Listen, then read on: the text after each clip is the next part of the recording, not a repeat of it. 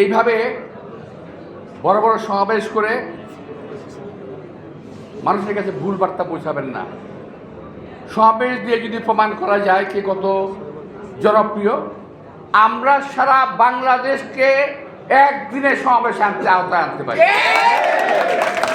সারা বাংলাদেশ একদিনে সমাবেশ করবে।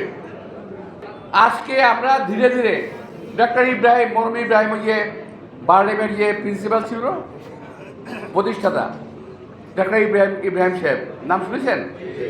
ওই যে আর্মি হসপিটালের প্রতিষ্ঠাতা, উনি আমাকে বলেছেন এক সময়, ওনার সঙ্গে কথা বলার সৌভাগ্য হয়েছিল, বুঝলে বাবা 47 বছরে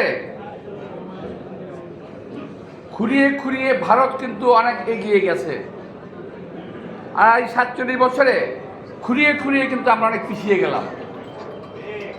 এটা বললো ইব্রাহিম সাহেব। এ কথা তাৎপর্য ব্যাখ্যা করলে অনেক বড়। কেউ খুঁড়িয়ে খুঁড়িয়ে এগিয়ে গেল, আর কেউ খুঁড়িয়ে খুঁড়িয়ে পিছিয়ে গেল। তো প্রিয় ভাইরা, আমার কাছে আজকে জাতির সকল নেতাদের কাছে, সকল পর্যায়ের নেতাদের কাছে, যারা দেশকে ভালোবাসেন, একটা জায়গায় আসেন, যেই জায়গায় গেলে পরে এই দেশটার উন্নতি হবে, দেশের মানুষের উন্নতি হবে। এইভাবে বড় বড় সমাবেশ করে মানুষের কাছে ভুল বার্তা পৌঁছাবেন না। সমাবেশ দিয়ে যদি প্রমাণ করা যায় কে কত জনপ্রিয়, আমরা সারা বাংলাদেশকে একদিনে সমাবেশে আওতায় আনতে পারি। সারা বাংলাদেশ একদিনে সমাবেশ করবে, কেউ কোনো জায়গায় ছাড়বে না। কিন্তু এইটা তো সিস্টেম হলো না। তো সুতরাং আমি সবাইকে অনুরোধ জানাবো, এই সমস্ত একজন এই সমস্ত আউল ফাউল কথাবার্তা বলেন না, কেউ মনে করবেন না সুফি চেহারার লোক হলেই সুফি হয়ে যাবেন, সুফি না।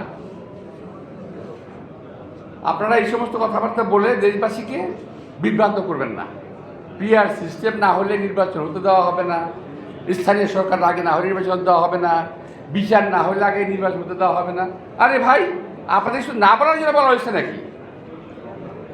আর আমরা বিএনপি যদি বলি হবে হবে এবং হবে, হতেই হবে। সুতরাং কোন রকম কনফ্রন্টেশনে বিএনপি যেতে চায় না। আমরা 17 বছর রাজপথে যুদ্ধ করেছি, আমরা রাজপথে আর যুদ্ধ করতে চাই না। আমরা আমার ভাইয়ের সঙ্গে যুদ্ধ করতে চাই না, আমার বন্ধুর সঙ্গে, দেশের মানুষের সঙ্গে যুদ্ধ করতে চাই না।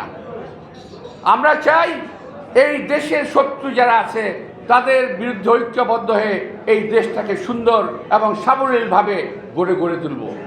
আসুন আমরা ওই জায়গায় যাই যেখানে গেলে এই দেশের মঙ্গল হবে। আমরা ওই কাজটা করি যে কাজটা করলে এই দেশের মানুষের মঙ্গল হবে, আপনি আর আমি শান্তি মতো ঘুমাতে পারবো। আপনাদের সবাইকে আন্তরিক শুভেচ্ছা ও ধন্যবাদ জানিয়ে, আমার প্রিয় সাংবাদিক ভাইদের কাছে একটা অনুরোধ জানিয়ে যে দয়া করে আমার বক্তব্যটা দয়া করে এক্সাজারেট করেন না কেউ ভাই, দয়া করে যদি কোনো ভুল ত্রুটি বলে থাকি দয়া করে একটু ঠিকঠাক করে বক্তব্যটা দিয়ে।